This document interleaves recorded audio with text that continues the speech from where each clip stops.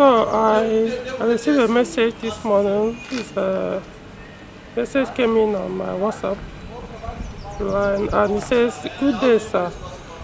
I saw your contact on Nairaland. Must confess, you know your opinion when it comes to the lions.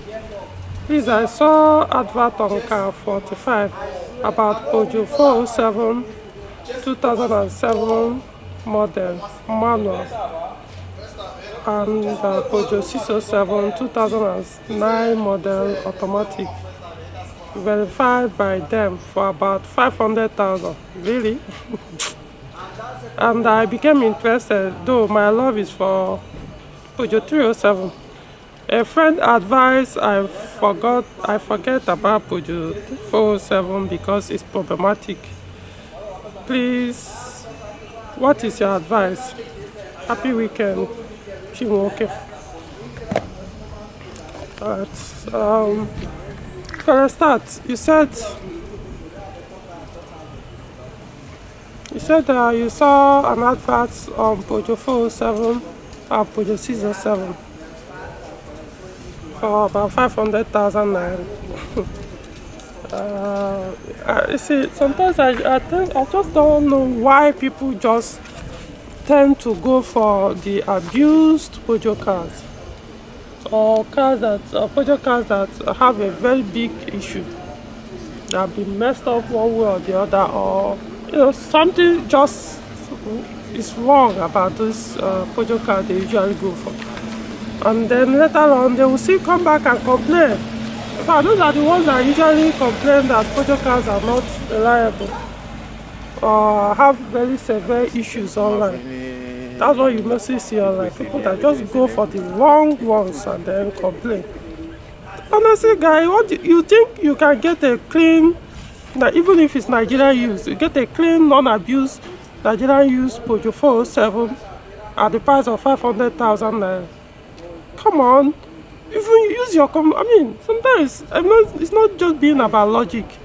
Even your common sense will tell you, guy, what part of Nigeria do you think you can get that kind of car that is still still in good condition, and you get it at 500,000 naira, and I call you to say verified by who?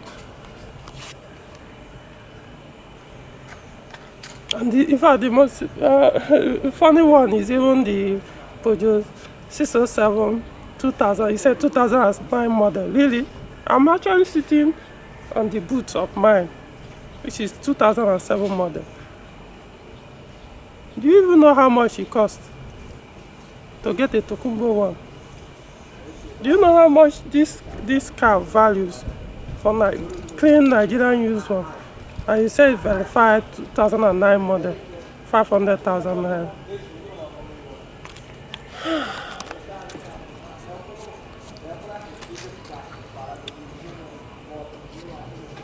I'm not going to tell you not to buy the car because the price is too cheap to be true. I'm not saying the sellers want to scam you.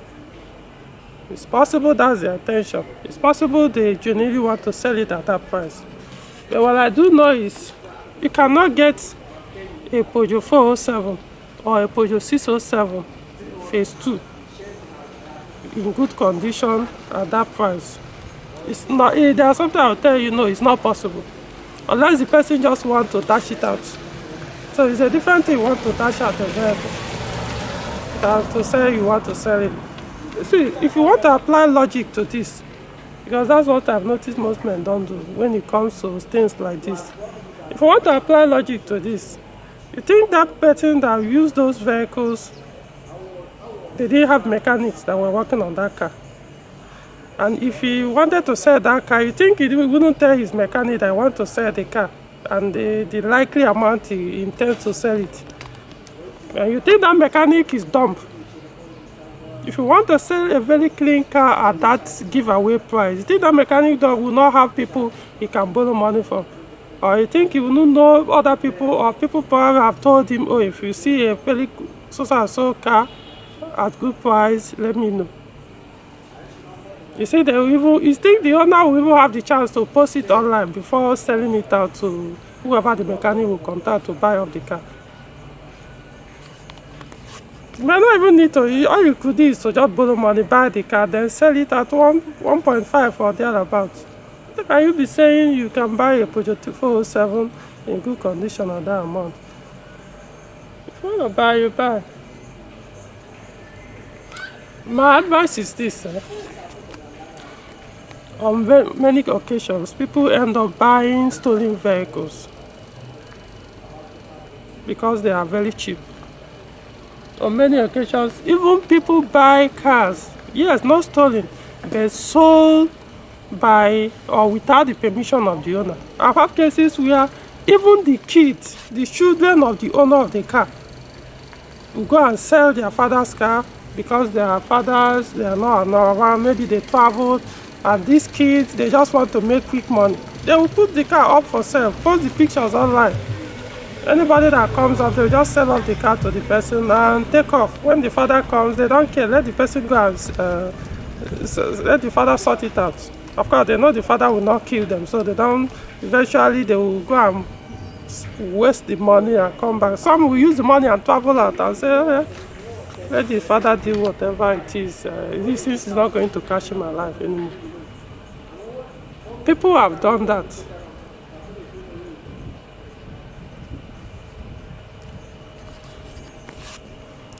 It's always safer, personally for me. I'm not saying that you can't get genuine private sales, but it's safer most times to go to dealers when you're buying used vehicle. Dealers usually go through some of this check. They will check, verify to be sure that truly these cars are coming from the true owners of the vehicle.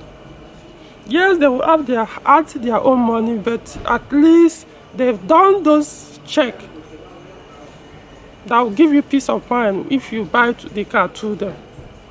They probably have made some mistake in the past and ended up buying stolen vehicles or cars with those kind of issues, where the owner of the car did not didn't even give the consent or have no idea that somebody, even sometimes mechanics will even go and sell somebody's car. Maybe you take your car to a mechanic to fix, he will sell it off and take off, leave that environment. Where will you trace the person? Then the person the owner of the car will now trace his vehicle. And you that bought the car, it's assumed it's a stolen vehicle. You think you are going to continue to be the owner of the car when the real owner did not sell the car to you. Your money will be lost. You'll be put into police cell. You spend thousands or hundreds of thousands to get your neck out of that situation, simply because you want to buy a cheap car. Be very, very careful. Go to dealers, or if you see a genuine private deal, like a private sale, and you are sure it's the owner of the car, not second or third person. Me, I don't like that idea. I did directly. On a few occasions, I bought Peugeot cars for my clients through private sales, but it has to be direct with the owner of the car or the dealer. Either two dealers or deal directly with the owner of that vehicle. I don't care even if the person is outside Nigeria wants his brother to sell the car for him. I don't care. Once you are not talking to the real owner of the car, or you are not the dealer, I didn't see the vehicle at the car stand or the dealer space where they sell vehicles, I just walk away, no matter how good the deal is. The reason is so that I won't put myself into trouble, because I'm looking for a cheap deal for my client, and also will not put the client into trouble. So I just walk away, even if it's truly genuine. Fine, let it be. Even if the client will have to add more money to buy one you would have bought cheaper, fine, at least I have peace of mind, he will have peace of mind. That's how it is. So if you want to keep risking your well-being because you are looking for a cheap deal, go ahead. But apart from that, even the private sales, I don't think anybody will sell it at that price. So that's what I know. Then as for the you said your interest is Peugeot 307. Well, I've done a lot of articles on Peugeot 307, and also I've done quite a number of videos. I think I count up to 4 or 3 at least videos I've done on Peugeot 307. how good or the negative, the positive of owning such cars. So just go to my videos on this YouTube channel. Look for the titles of each video. Once you see anyone that connects with Peugeot 207, then you watch the video to learn more about it. And not find me going through some of these things, I'm mentioning them again. Likewise on Peugeot 407 and Peugeot 607, I've done videos too on them, the positive and the negative. Just go through the videos. Then the person that was advising you to run away from Peugeot 407 because it's very problematic, I think those are the kind of people that abuse cars. Yes, I don't care whoever the person is. Anybody telling you run away from any specific Peugeot car is telling you that because he is the type that messes. That's if at all the person even has owned a Peugeot 407. Because like I always say, most people that claim to know so much about a Peugeot car, especially when it comes to the negative side of that Peugeot car, and they claim that they know it more than the specialists. Such people have never ever sat inside that vehicle, let alone to own such vehicle. That's what I'm trying to tell you, and you don't need me to convince you on that. This is what I've observed for years of being in this auto industry. You see somebody who complains so much online about Peugeot car, but most times specifically about one or two of them, until you meet him in real life. And then you start poking one or two questions for you to realize that he has never, even sometimes he doesn't even know what the key of that car looks like. The car he condemns so much, yet he knows so much about it. Because the only thing he knows is whatever other people have written online. That's his final decision. Doesn't care if those things are true. He doesn't care if there are stories behind those people's complaining. What those people did to those cars that made them to start complaining. No, he doesn't even know all those things, or doesn't even care to know. All he knows is, yeah, the majority have spoken online that this car or this so brand, they are bad, so run away from it. That's all he knows. So that person have no knowledge of anybody that's telling you run away from Peugeot 407.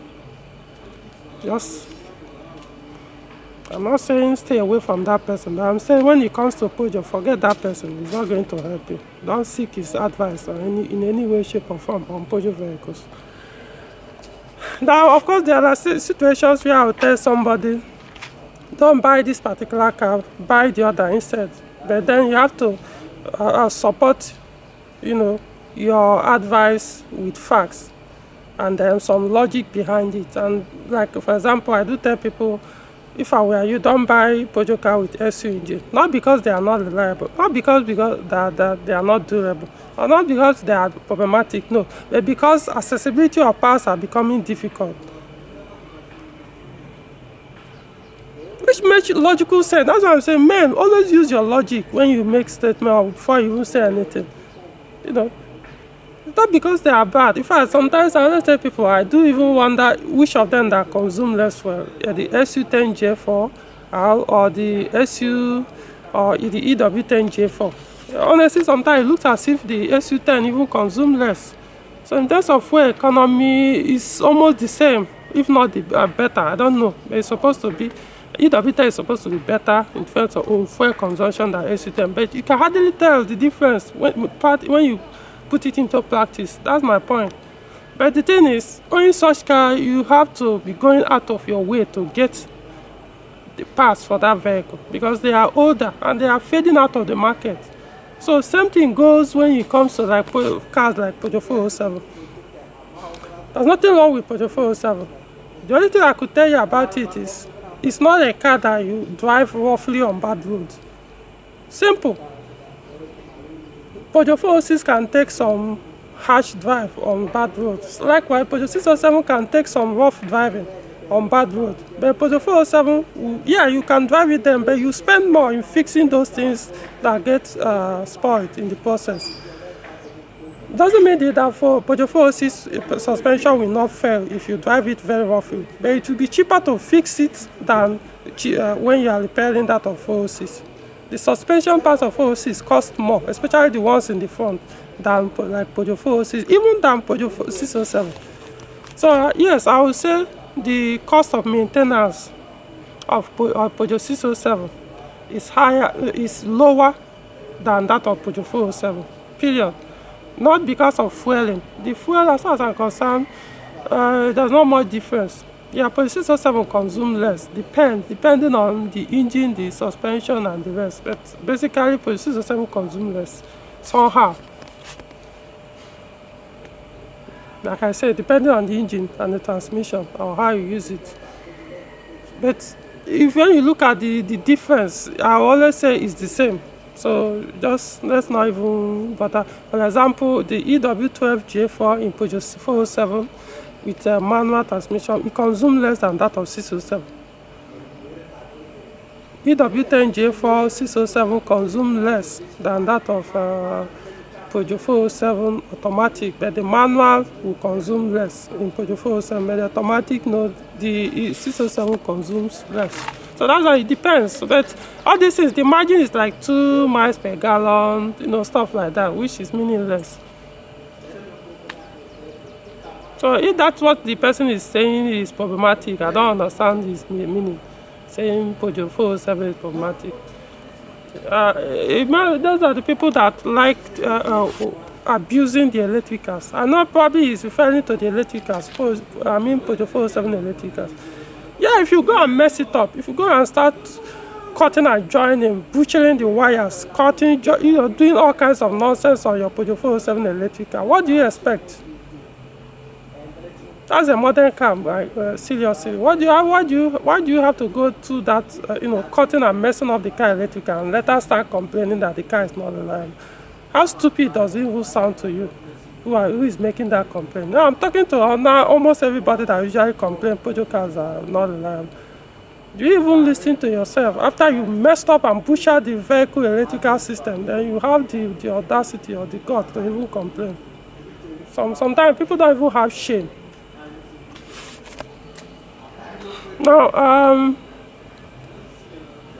Peugeot 307 is, like I said, I've been saying that in a lot of videos recently. It's a very nice car.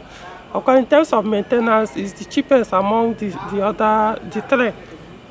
The Peugeot 407, Peugeot 607, so Peugeot 307 is the cheapest among them. So, I don't know what else to say. It has its own negative. Every other car has its own negative side. Why they also have positive side? What should be considered? Which positive?